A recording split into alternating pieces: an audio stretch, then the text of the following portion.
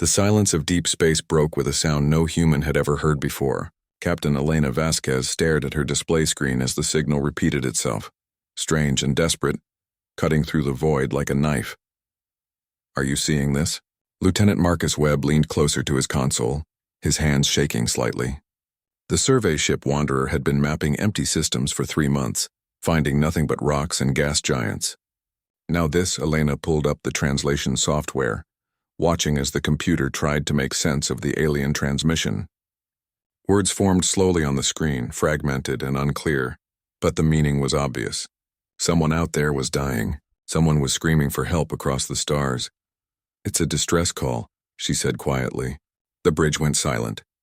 Her crew of 12 scientists and explorers had signed up to find new worlds, to study distant stars. They had not signed up for this. The message played again. Through the static and strange sounds, the computer translated more words. Invasion, fire, death. A species called the Velnar, an enemy called the Krethic Swarm. The mathematics showed the signal was coming from a star system only 3 jumps away. "Captain, Earth Command needs to know about this." Webb's voice was steady, but Elena could see the fear in his eyes. This was first contact. This was everything humanity had dreamed of and feared. By the time we send a message back to Earth and wait for orders, whoever sent this will be dead. Elena stood up, her decision already made. She had not traveled 200 light years from home to ignore someone's cry for help. "Plot a course. We're going in." The jumps through faster than light space were quick, each one bringing them closer to the source of the signal. Elena watched her crew prepare, checking their basic equipment. The Wanderer was a survey ship, not a warship. They had mining lasers for breaking up asteroids and basic shields for navigating debris fields. That was all. When they dropped into normal space at the 3rd system, Elena felt her breath catch in her throat. The planet before them was beautiful, its surface shimmering with what looked like crystal formations. But above it, death was happening. Massive ships, if they could be called ships, filled the orbital space. They looked organic, like enormous insects made of chitin and flesh. They were firing on the planet below, on space stations that broke apart like glass, on smaller vessels that tried desperately to flee. The Wanderer's sensors showed thousands of life signs winking out every second. "Those are the Krethic," Webb whispered. "And they're winning." Elena watched as one of the bioships tore through an orbital platform. Debris scattered into space along with bodies. The crystalline beings she could see on the sensors were dying in the vacuum. "Their elegant civilization burning, Captain. We're being hailed." The communications officer, Sarah Chen, looked up with wide eyes. "One of the small ships is calling us. Put it through." Elena straightened, wondering what she would say to the first alien species humanity had ever met. The face that appeared on the screen was not a face at all. It was a geometric pattern of light and crystal, shifting and moving like a kaleidoscope. But somehow Elena could read the emotion there. Terror, hope, desperation. "Please." The translation came through in a voice like wind chimes. "Please, you must help us. We are dying. Our world is dying. We sent the call to anyone who might hear. Are you warriors?" Elena felt her heart sink. Warriors. The Wanderer had 12 people aboard. They had science equipment and dreams of exploration. They had nothing that could fight those massive bioships. "We are explorers," she said honestly, "but we heard your call. Can you reach us? We can take some of you to safety." The crystal being, who identified himself as Ambassador Tilreth, made a sound like breaking glass. It might have been a laugh or a sob. "Our rescue ships are destroyed. Our evacuation plans failed. We never prepared for this. We never thought anyone would attack us this way." Elena made her decision in seconds. "Send me your location. We're coming to get you." "Captain, no." Webb stood up. "We can't go in there. Those ships will destroy us, then we'll be fast." Elena turned to her pilot. "Maximum speed, angle us through the debris field. Use the wreckage as cover." The Wanderer dove toward the planet like a dart, weaving between burning metal and floating bodies. The Krethic bioship seemed not to notice one small human vessel among the chaos of their attack. Elena's hands gripped her chair as explosions lit up the view screen. They found Tilreth's shuttle drifting near a destroyed station, its engines dead. The Wanderer's cargo bay doors opened, and mechanical arms pulled the alien vessel inside. The moment it was secured, Elena shouted the order to jump. The Wanderer tore open a hole in space and vanished, leaving the dying Velnar system behind. In the cargo bay, Ambassador Tilreth emerged from his shuttle, his crystalline form dim with grief. Elena met him there, the first human to stand face to face with an alien being. "Thank you," Tilreth said. "You saved my life. But my people, my world, we'll find help," Elena promised, though she had no idea if that was true. "You said in your message there's a galactic government?" "A concordat?" Tilreth's lights flickered with what might have been bitter amusement. "Yes, the Concordat. They have laws, rules, millions of years of civilization, and none of it matters because they forgot how to fight. No one in the galaxy remembers war. No one except—" He looked at Elena, really looked at her, and his sensors must have been scanning her biology, her world, everything about humanity. "What kind of world do you come from?" he asked quietly. Elena thought of Earth, of its crushing gravity and deadly predators, of its storms and diseases and the 1,000 ways it tried to kill humans every day. She thought of humanity's long history of warfare, of the hard lessons learned in blood. "A very old world," she said. "A very dangerous one." Tilreth's lights pulsed with something that looked like hope. "Then perhaps," he said slowly, "perhaps you can teach the galaxy to remember." The Concordat station hung in space like a work of art. Harmony 7, they called it, and Elena could see why. The structure was built from materials that shifted colors, creating patterns of light that flowed across its surface like water. Ships from dozens of different species came and went, none of them looking anything like human vessels. "It's beautiful," Sarah Chen whispered from the pilot seat. "It's about to get ugly," Elena replied. She had spent 3 days talking with Ambassador Tilreth, learning about the galaxy humanity had stumbled into. What she learned made her both hopeful and angry. The Concordat was old, older than human civilization by thousands of years. It had brought peace to the galaxy through laws and culture, through trade and diplomacy. They had solved war, they claimed. They had evolved beyond violence. Elena had asked the obvious question. Then who's stopping the Krethic? Tilreth's lights had dimmed to almost nothing. No one. The Concordat Council is still debating what to do. They've been debating for 6 months while my people die. Now the Wanderer approached the station and Elena could feel the weight of what was about to happen. First contact. Humanity's introduction to galactic civilization. She wished it could have been under better circumstances. The council chamber was enormous, designed to hold representatives from every member species. Elena walked in with Tilreth beside her, and she felt hundreds of eyes, sensors, and other organs she couldn't identify all focus on her. The beings around her were incredible, floating gas clouds with electrical patterns that formed thoughts. Beings made of liquid metal, creatures that existed in multiple dimensions at once, their forms shifting and unclear, and all of them were staring at the human with expressions she couldn't read. Counselor Zethrin floated forward, a mass of purple gas held together by some kind of energy field. The translator on Elena's wrist converted his sounds into words. "Captain Vasquez, we welcome you to the Concordat. We are pleased to make contact with a new species." Elena heard the hesitation in those words. But we have concerns," Zethrin's form rippled. "We have scanned your biology. We have analyzed data from your ship about your homeworld. Captain, do you understand what you are?" "I'm human," Elena said simply. "You are from a Class 12 Deathworld."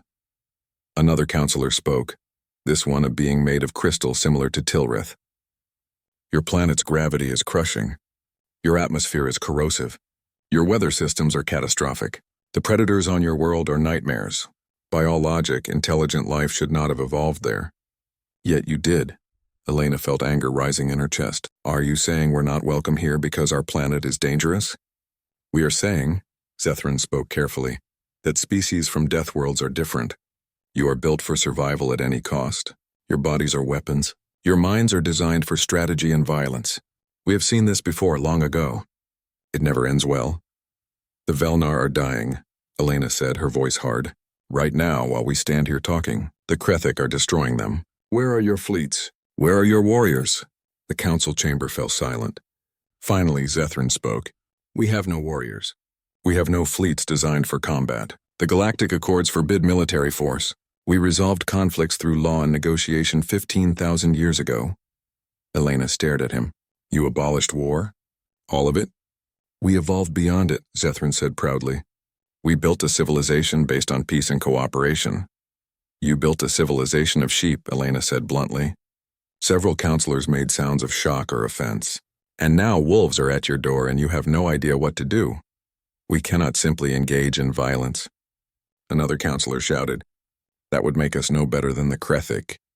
The difference, Elena shot back, is that the Krethic chose to be predators. You chose to be helpless.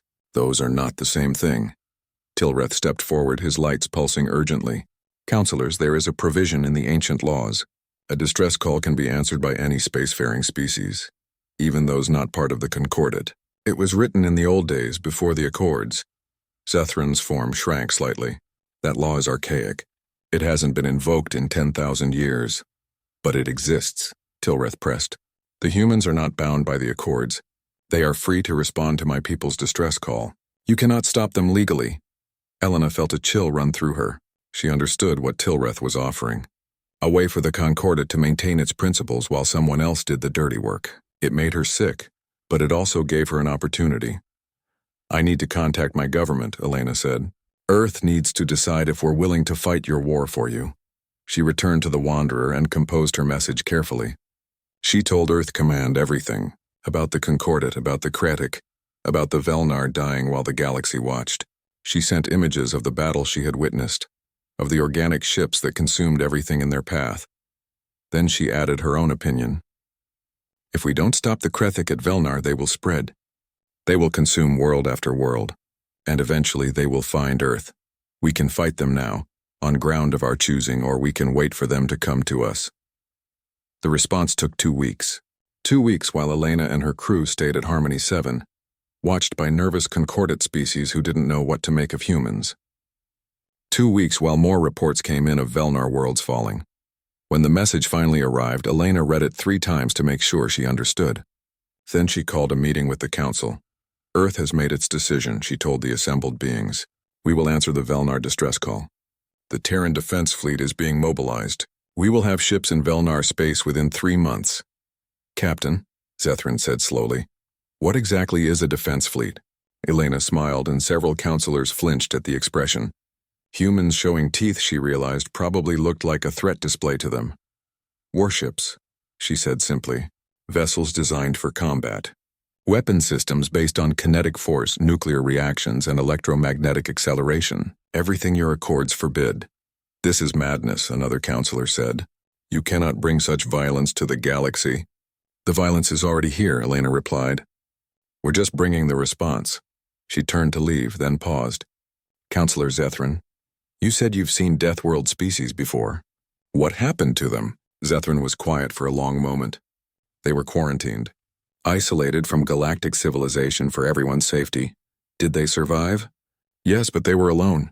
Elena nodded slowly. Better alone and alive than civilized and dead?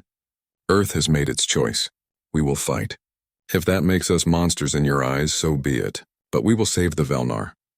She left the council chamber and returned to her ship. Ambassador Tilreth followed her, his lights bright with emotion she couldn't name. You would do this, he asked. Risk your species' place in the galaxy to save mine? Elena thought about that. We're not doing it just for you. We're doing it because it's right, and because we recognize the threat. Your Concordat lives in a dream where predators don't exist. We live in reality. What kind of world creates people like you? Tilreth asked quietly. Elena looked out at the stars, thinking of Earth and its billion years of evolution driven by competition and survival. The kind of world, she said, that teaches you to never give up. The kind that makes you strong enough to protect not just yourself but others too.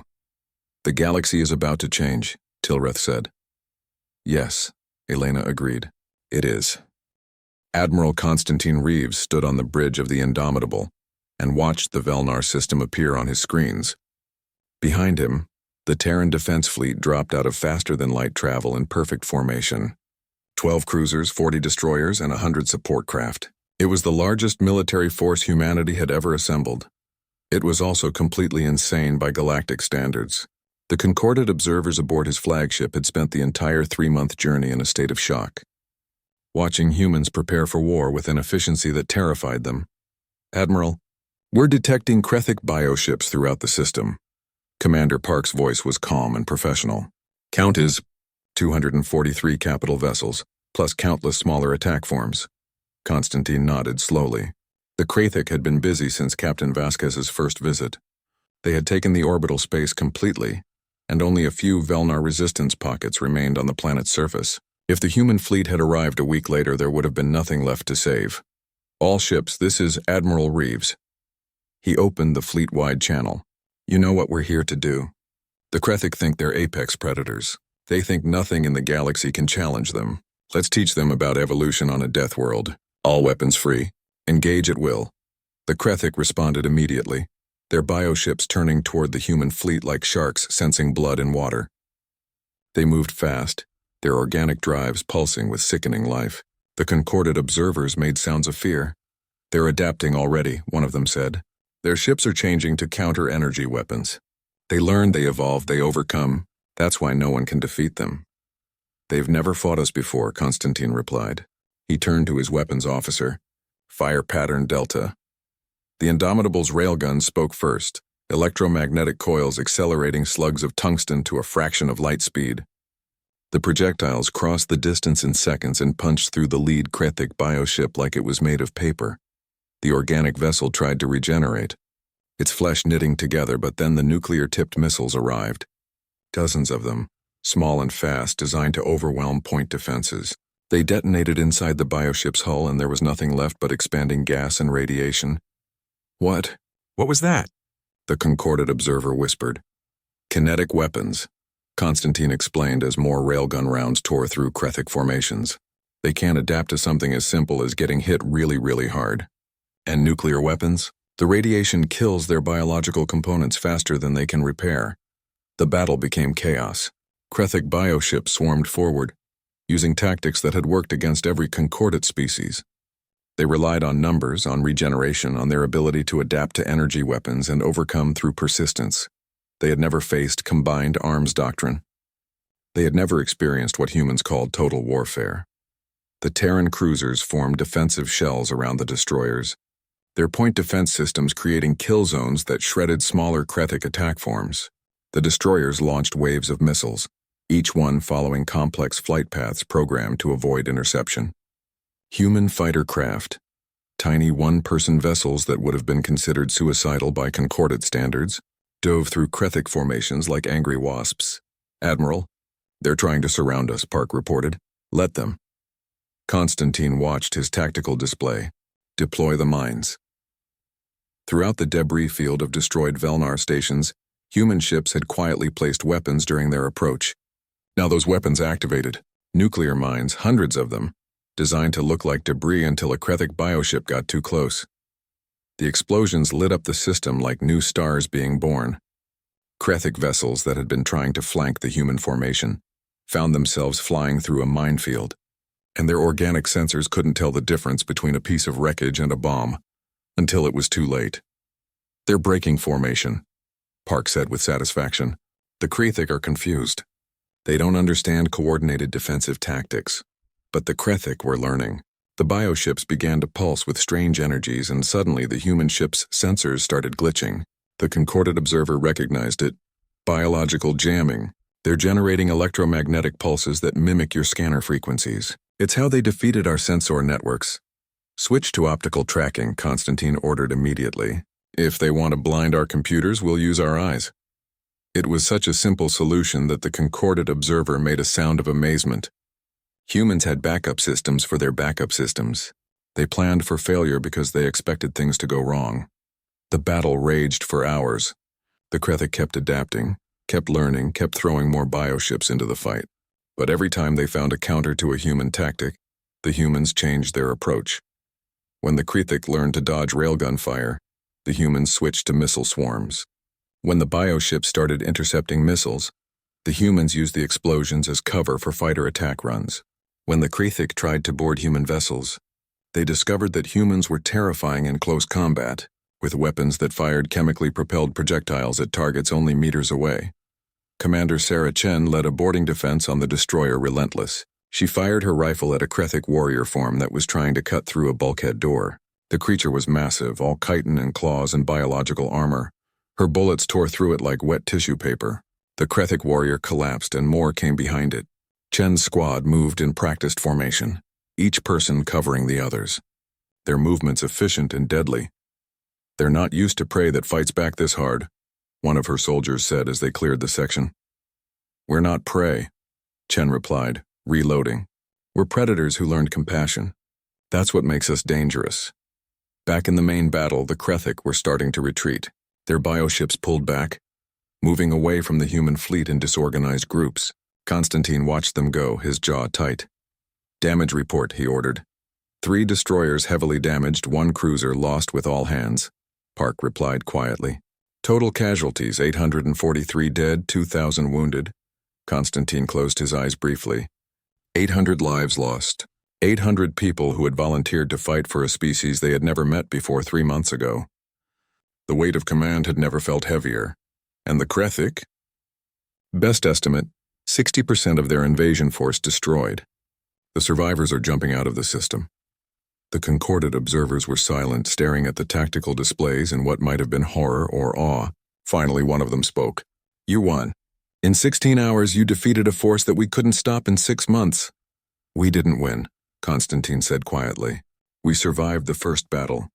The Krethic will adapt. They'll come back with different tactics, more ships. This was just a warning shot.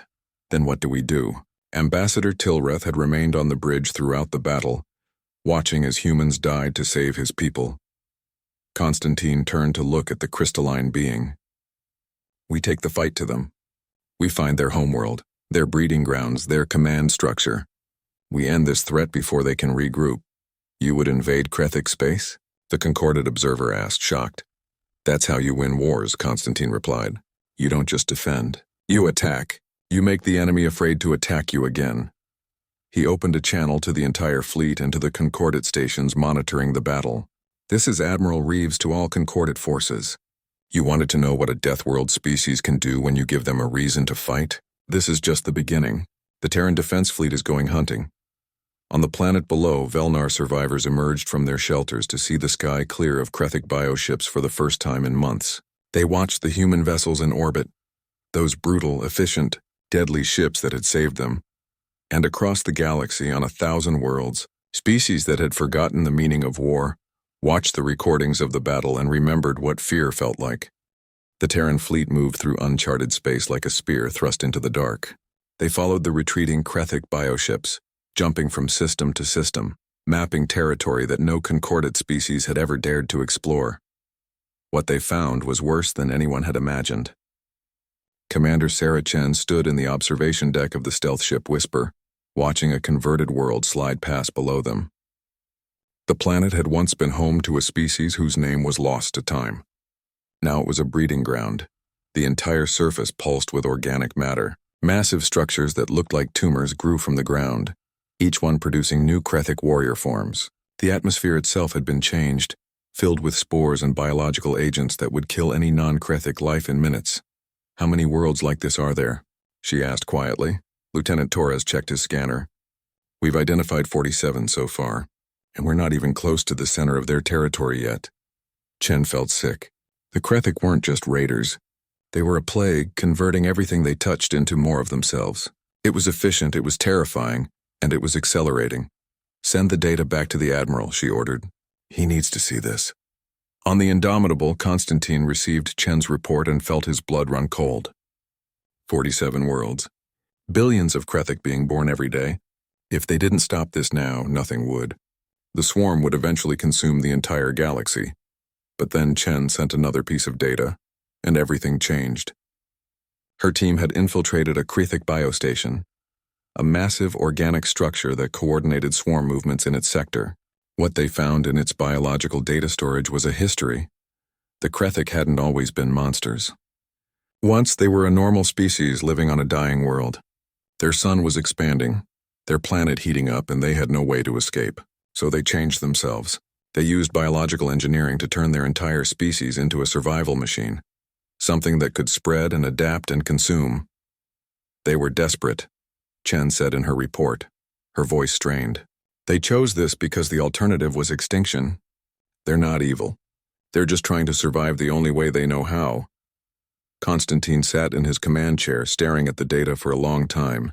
Around him, his bridge crew waited in silence. Finally, he spoke. "Commander Chen, are you saying we should negotiate with them?" "I'm saying they're not mindless, sir. There might be another way." The debate that followed split the fleet. Some officers argued that the Krethic had made their choice and millions had died because of it. Others believed that if the Krethic were intelligent, truly intelligent, then maybe they could be reasoned with. The argument became moot when the Krethic attacked Harmony 7. Long-range sensors detected a massive swarm fleet moving toward the Concordate's capital station. The Krethic had learned from their defeat at Velnar. Now they were going for a decapitation strike. If Harmony 7 fell, the Concordate would collapse, the fragile galactic civilization would fracture, and the Krethic would consume the pieces one by one. "They're forcing our hand," Constantine said bitterly. "We can't pursue them and defend the Concordate at the same time." Captain Elena Vasquez, now serving as fleet coordinator, looked at the star maps. The Whisper had found the Hive Throne, a moon-sized organism at the center of Krethic space that served as their central intelligence. If they could destroy it, the swarm would lose coordination, but it was in the opposite direction from Harmony 7. They couldn't do both. "Yes, we can," Elena said suddenly. Everyone turned to look at her. "We split the fleet. Half goes to defend Harmony 7. Half attacks the Hive Throne." "That's suicide," one of the other captains said. "We'll be outnumbered on both fronts." "Then we'll have to be twice as good," Elena replied. She looked at Constantine. "Admiral, this is what we do. We find impossible situations and we survive them anyway. That's what being from a death world means." Constantine studied her face, seeing the determination there. He thought about Earth, about the 1,000 generations of humans who had faced impossible odds and kept fighting anyway. He thought about the 800 people who had already died in this war. "All right," he said finally. "We split the fleet. I'll take the defense of Harmony 7. Captain Vasquez, you lead the strike on the Hive Throne." "Sir," Elena said carefully, "the Hive Throne mission is one way. The gravitational distortions around it will tear apart any ship that gets too close. To deliver a payload to its core, someone will have to fly straight into it." "I know," Constantine replied. "That's why I'm going." "You're staying with the defense fleet." "Respectfully, sir, no." Elena stood up straighter. "The defense of Harmony 7 needs you. You're the best tactical mind in the fleet. But the throne mission needs someone who understands what we're trying to save here." They argued for an hour. But in the end, Elena's logic won. Constantine would defend the Concordate. Elena would kill the Hive Throne, or die trying. The fleet split at a system both forces designated as Point Omega. Half the ships jumped toward Harmony 7. The other half, led by Elena aboard a modified cruiser loaded with every nuclear weapon they could spare, jumped deeper into Krethic space. Ambassador Tilreth stood beside Elena on her bridge, his lights dim with worry. "You don't have to do this," he said quietly. "You've done enough." "More than enough." Elena smiled at him. "I watched your world die, Tilreth. I watched your people scream for help while the galaxy debated what to do. I'm not going to let that happen again. But the cost is worth it," Elena finished. "Because someone has to stand between the darkness and the light. That's what we do. That's what makes us human." The Hive Throne appeared on their sensors and Elena felt her breath catch. It was massive. A biological moon that pulsed with sickening life. Around it, millions of bioships orbited like antibodies protecting a diseased heart. "All ships," Elena said calmly. "This is it. We go in fast, we hit hard, and we don't stop. For Earth, for Velnar, for every species that ever looked up at the stars and dreamed of peace." Her ship, the Defiant, accelerated toward the throne. Behind her, the rest of the strike force followed, their weapons hot and ready. The Krethic swarmed to meet them, and the battle for the galaxy's future began. Elena knew that at the same time, Constantine was fighting at Harmony 7, defending the species that had feared humans only months ago. "We're predators," she whispered to herself as the first Krethic bioships opened fire, "but we're also protectors. And that's what they'll never understand." The Defiant dove into the storm, nuclear fire blazing around it, and Elena prepared for the final strike that would either save the galaxy or doom them all. Behind her, Tilreth watched the human captain face impossible odds with a smile on her face. And he finally understood what made Deathworlders different. They didn't fight because they thought they would win. They fought because giving up was not in their nature. At Harmony 7, Admiral Constantine Reeves watched the Krethic fleet approach and knew he was looking at death. 500 bioships against his 100 vessels. The mathematics were simple and brutal. All ships, defensive formation Omega, he ordered. Protect the station at all costs. The concordate species were evacuating, their elegant ships fleeing through jump points as fast as they could move. Constantine had ordered them to go. This was a human fight now. But he noticed that some species were staying, their ships forming up alongside the Terran vessels. "Sir, the Velnar are refusing to evacuate," Commander Park reported. "Ambassador Tilreth's people are sending every armed vessel they have." Constantine felt something twist in his chest. The Velnar ships were beautiful crystal constructs, designed for exploration and trade. They had no business in a battle like this. But they were coming anyway. "Let them fight," he said quietly. "It's their galaxy, too." The Krethic hit them like a tsunami of flesh and chitin. Bioships the size of cities crashed into the human defensive line, and the battle became a nightmare of close-quarters combat and desperate survival. The Terran ships fought with everything they had. They rammed Krethic vessels when they ran out of missiles. They used their dying ships as shields for others. Human Marines boarded bioships and fought in their organic corridors, room by room, knowing they would never make it back. Commander Chen led one of those boarding parties. Her squad of 20 Marines carved through the interior of a Krethic capital ship, placing charges on what they hoped were critical systems. The organic walls around them pulsed and bled, and warrior forms came at them in waves. "Keep moving," she shouted as her rifle ran dry. She drew her sidearm and kept firing, her muscles burning with exhaustion. They had been fighting for 6 hours straight. Some of her people were injured. All of them were terrified, but none of them stopped. They fought their way to the ship's core, a massive chamber where biological processors handled the vessel's functions. Chen armed the last of their charges and set the timer. "All units, this is Chen. Package delivered." "Get out now!" Her squad ran for the extraction point, but there were too many Krethic between them and safety. Chen made a decision in the space between heartbeats. She stayed behind, her rifle blazing, buying her people time to reach the shuttle. "Commander, no!" One of her soldiers shouted. "Go!" Chen ordered. "That's an order. Tell my family The charges detonated and the bioship tore itself apart. Chen and 3 of her squad didn't make it out. But 17 did, and the Krethic capital ship died with them. Constantine watched it happen from the Indomitable's bridge, and he forced himself not to look away. This was the cost of war. This was what protecting others meant. He would remember every name, every face, every sacrifice. "Admiral, receiving transmission from Captain Vasquez," the communications officer said. It's her final message." Constantine felt ice in his veins. "Put it through." Elena's face appeared on the screen. Behind her, the bridge of the Defiant was on fire, alarms blaring. But she was smiling. "Constantine," she said, and he could hear the exhaustion in her voice. "We did it." Chen's intel was right. "The Hive Throne has a weakness. We found the neural nexus. I'm taking the Defiant straight into it." "Elena, no. There has to be another way." "There isn't, and you know it." Elena's smile grew sad. "Tell Earth we made first contact the right way. Tell my parents I'm sorry I won't make it home for Christmas. Tell the galaxy that humans don't quit." The transmission showed the Defiant accelerating, driving toward the massive organic moon.